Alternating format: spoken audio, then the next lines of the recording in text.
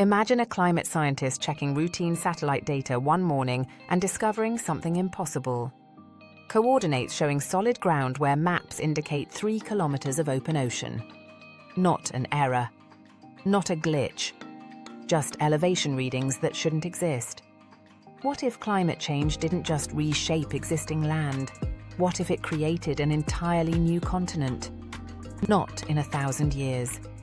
In 72 hours. This isn't science fiction. It's a possible scenario based on geological processes already accelerating beneath our oceans. What happens when a landmass the size of Madagascar suddenly surfaces in the South Pacific? This scenario isn't as impossible as it sounds. Right now, underwater volcanic activity is intensifying along several tectonic boundaries. Antarctic ice loss is redistributing planetary mass at rates faster than most models predicted just a decade ago. When ice sheets that held down continental fragments for millennia suddenly disappear, pressure dynamics shift. Geological systems don't change gradually forever. They accumulate pressure slowly, then release it rapidly. What if that release happened along a submerged continental plate fragment in the South Pacific? A section of crust that's been underwater for thousands of years, held down by forces that no longer exist. The emergence wouldn't be instantaneous, but it could be fast enough that shipping lanes get disrupted without warning, slow enough that vessels could evacuate before the ocean floor rises to meet them. And suddenly the world wakes up to a landmass that wasn't there last week. No historical precedent, no legal framework, no time to prepare. What happens in those first hours matters more than most people realize. Information about something this unprecedented doesn't explode. It metastasizes through different systems at different speeds. Scientific networks would spend hours verifying data before saying anything publicly. Intelligence agencies would receive confirmation simultaneously and say nothing at all. Satellite imaging companies would have commercial proof, but contractual obligations to government clients who haven't decided what this information means yet. Social media would fill with speculation from amateur satellite trackers noticing ships rerouting around empty ocean. Traditional news outlets would scramble to confirm what thousands already believe. By the time official announcements arrive, thousands of actors are already moving. And here's what matters. Different communities interpret the same discovery through completely different lenses. Scientists see geological impossibility. Military strategists see territorial vacuum. Economists see resource disruption. Refugees see escape. Corporations see opportunity. Each group's reaction reveals not what happened, but what they fear most. International law has no protocol for this. The UN Convention on the Law of the Sea governs everything from territorial waters to deep-sea mining. But every clause assumes land doesn't appear. It assumes coastlines are fixed. It assumes maritime boundaries reference stable geographic points. When those points shift, the legal framework doesn't adapt. It simply stops applying. Existing territorial sovereignty concepts assume you're claiming something from someone else, or protecting something that was already yours. But when territory emerges without precedent, there's nothing to claim from and nothing to protect against. Antarctica provides the only historical parallel. But when nations carved up Antarctica in the 1950s, the continent was remote, resource-poor, and strategically irrelevant to most of the world. What if this new land sits along major shipping routes? What if initial surveys suggest rare earth elements, lithium deposits, geothermal energy, and freshwater aquifers? Antarctica was divided before it mattered. This land would matter immediately. While diplomats draft proposals for international governance frameworks, other actors don't wait. What happens when multiple nations arrive at unclaimed territory simultaneously? Not with formal declarations. Not with military force. Just with presence. Imagine Chinese research vessels arriving first, officially conducting scientific surveys. They begin comprehensive seabed mapping. Australian naval patrols establish safety perimeters around the area. American submarines monitor underwater approaches. Russian expeditions land with humanitarian supplies, though no one was living there days earlier. No shots fired. No territorial claims announced, just positioning. The corporate response runs parallel. Mining companies send reconnaissance teams to verify resource deposits before markets can price in new supply. Tech companies deploy autonomous survey drones. Pharmaceutical scouts begin cataloguing organisms before conservation regulations exist. They operate in the gap between international law and customary practice, moving faster than oversight can form. And then there are the displaced. Climate refugees from Pacific islands whose homes are submerging begin unauthorized crossings. They arrive in fishing boats, private charters, anything that floats. They're not invading. They're arguing they're displaced by the same geological forces that raised this land. By the end of the first week, no one has legal authority, but thousands of people are physically present.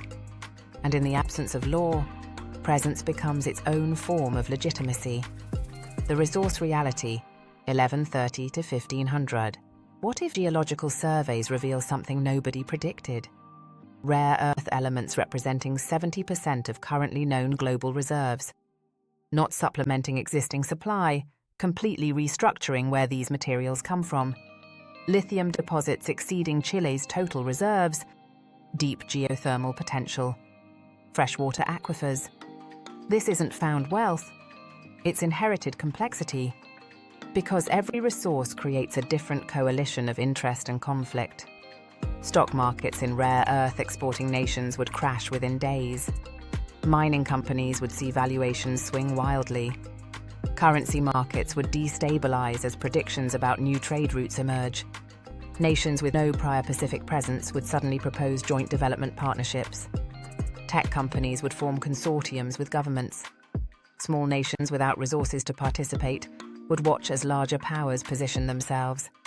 Within weeks, trade agreements that normally take years to negotiate would emerge at unprecedented speed.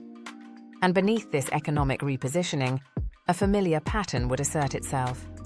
The land that should benefit humanity collectively becomes another site of concentrated power. Not because anyone planned it that way. Because systems designed to protect existing advantages don't suddenly become equitable when something new appears. This is where early optimism dies. The first 72 hours hold genuine possibility. Maybe this changes everything. Maybe planet-scale disruption forces planet-scale cooperation. By week 3, familiar hierarchies reassert themselves on unfamiliar territory. When something unprecedented happens, do we create unprecedented solutions? Or do we impose familiar power structures on new ground? What if, within a month, 50,000 people attempt unauthorized settlement? These aren't traditional migrants. Climate refugees from islands where the highest points now flood at high tide have different claims than economic opportunists seeking resource access. Young idealists who see this as a chance to build new social structures have different motivations than families desperate for stable ground. Each wave requires different language, different policy, different moral frameworks. But policy development takes time, and people are moving now. The citizenship question becomes impossible because every solution satisfies no one. Homesteading models appeal to those who argue infrastructure creates legitimate claim. If you build it, you own it. But that framework ignores power imbalances. Those with resources can claim more. Those without arrive to find everything taken. UN proposals might prioritize climate refugees from disappearing Pacific islands. This has moral weight but administrative nightmares. How do you verify someone qualifies as a climate refugee when climate change affects everyone? Some advocates push for keeping the continent as global commons, no permanent settlement, only managed research with profits distributed internationally. This satisfies almost no one. Nations with extraction capability don't want to subsidize those without. People already settled won't leave. Enforcement requires military presence, reintroducing exactly the power dynamics the framework meant to avoid. Some economists might propose selling access rights to fund global climate adaptation. This gets denounced as commodifying displacement, putting a price on belonging. Each model sounds reasonable in isolation. Each fails when it contacts reality. Not because we lack smart solutions, because smart solutions assume everyone agrees on what the problem is, and we don't. Imagine 3 people arriving at this new continent with completely different stories. A nurse from a submerging Pacific island who sold everything to charter a fishing boat with other families. She doesn't believe she needs permission because in her understanding, the ocean took her land. She's taking some back. A mining engineer from Australia who arrives with capital, equipment, and a team. He begins building infrastructure, roads, water systems, processing facilities, because he believes first movers should benefit from their initiative. He doesn't think he's displacing anyone. He thinks he's building something from nothing. A 19-year-old who arrives with just a backpack and the belief that this could be humanity's reset button. She joins a collective attempting to establish governance based on consensus rather than hierarchy.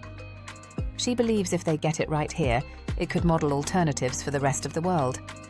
Honest people with defensible motivations wanting incompatible things. When that's the case, whose honesty wins? What if, by month 6, international law still has no unified framework? What emerges instead is fragmented governance. De facto administrative zones controlled by whoever has physical presence and organizational capacity. Some areas operate under hybrid legal systems blending maritime law with local custom. Some establish councils elected by residents, no outside recognition but functional authority. Some remain contested zones where multiple governance claims overlap without resolution. Currency becomes fragmented. Some settlements adopt cryptocurrency. Others use barter. Some impose scrip tied to labor contributions. Each system works locally but creates friction at boundaries. Disputes have no neutral arbitration mechanism. Resolution depends on relative power, not established process. Sometimes negotiation. Sometimes whoever has more people backs their claim through presence alone. This isn't chaos. It's parallel order systems that don't recognize each other's authority. And that reveals something about how governance actually works. We imagine it as structure imposed from above. But when no one has legitimate authority, governance becomes whatever system people collectively decide to follow. People in different areas decide to follow different systems. Here's what often gets forgotten in discussions about territory and resources. What if the continent emerged with ecosystems that evolved in isolation beneath ocean pressure? Organisms adapted to crushing depths and absolute darkness, suddenly exposed to sunlight and surface conditions. Within months of human arrival, those ecosystems begin transforming irreversibly. Invasive species arrive via ship hulls. Construction disrupts fragile volcanic soils that haven't stabilized. Water sources become contaminated before anyone maps the aquifer systems. Rare organisms go extinct before scientists catalogue them. Not through malice, through presence. Biologists might later estimate that 40% of species present at emergence are extinct or functionally extinct within the first year. Not because anyone hunted them, not because anyone wanted them gone, because introduced bacteria, shifted nutrient flows, and altered light exposure killed them before we knew they existed. This is the tragedy beneath the politics. Something irreplaceable existed for 72 hours before we arrived. It would never exist again. That loss is permanent in ways political disputes are not. Borders can shift. Governments can change. But extinction is final. The question settles uncomfortably. Do we have the capacity to encounter something new without immediately making it familiar? What does this look like 5 years later? Informal patterns have stabilized, not through official recognition, but through exhausted acceptance of complexity. Regional councils govern through practical necessity rather than legal mandate. Economic zones crystallize around resource access and infrastructure control. Population growth slows as reality settles early expectations. This isn't paradise, it's just land, with all the same challenges land anywhere has. The legal situation remains formally unresolved. No nation has territorial sovereignty. No international body has jurisdiction. But functional governance exists anyway, because people need systems whether those systems have official approval or not. The geopolitical impact extends far beyond the landmass itself. Traditional continental powers find their influence diluted rather than concentrated. They have presence, but not control. Island nations lost their primary negotiating tool in climate discussions: moral authority over permanent displacement. If land can appear, that narrative weakens. Nations with Pacific influence gain unexpected leverage in negotiations about everything from trade to security. The concept of territorial sovereignty becomes more fluid globally. If land can emerge without historical precedent, claims based purely on "we were here first" lose persuasive weight. That doesn't eliminate borders, but it changes how we talk about why borders exist. A new continent appears because Earth's climate system reorganizes itself faster than models predicted. We respond with scrambling for resources, arguments about belonging, imposition of familiar patterns on unfamiliar ground. 5 years later, we've normalized what was unimaginable. Satellite images show light spreading from initial landing points, infrastructure forming, patterns that look familiar even when the geography is new. The question isn't whether climate change could create a new continent. The question is whether we will respond to radical planetary transformation with radical new thinking, or with the same systems that brought us to this point. The land is still there. The answer is still forming. What happens next, if nothing changes? Maybe the planet keeps showing us. And maybe we keep responding exactly the way we always have.